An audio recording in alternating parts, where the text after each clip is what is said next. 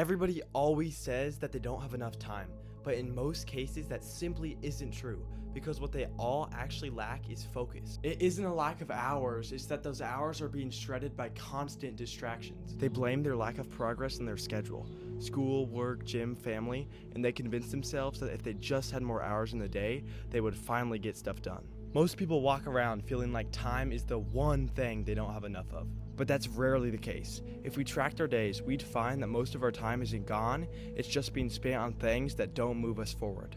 Just think about it. The average person picks up their phone 2,000 times every single day.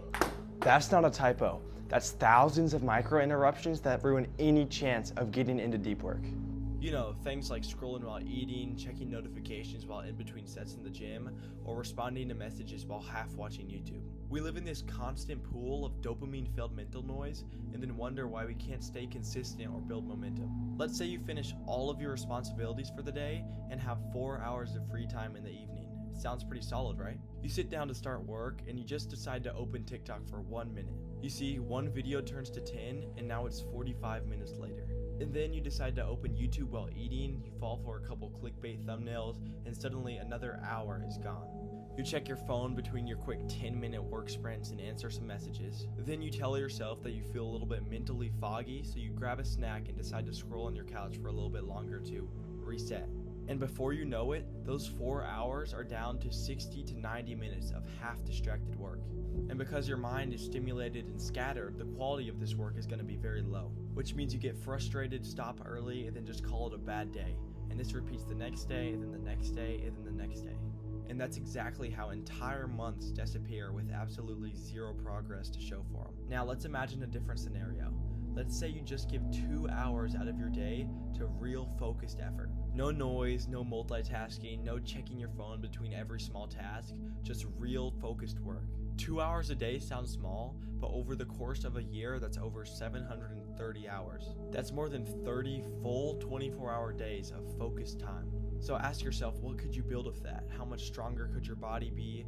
How far along could your business have become? How much smarter you'd be? How big your personal brand could grow? It's not a lack of time holding you back, it's just how pathetic your attention has become.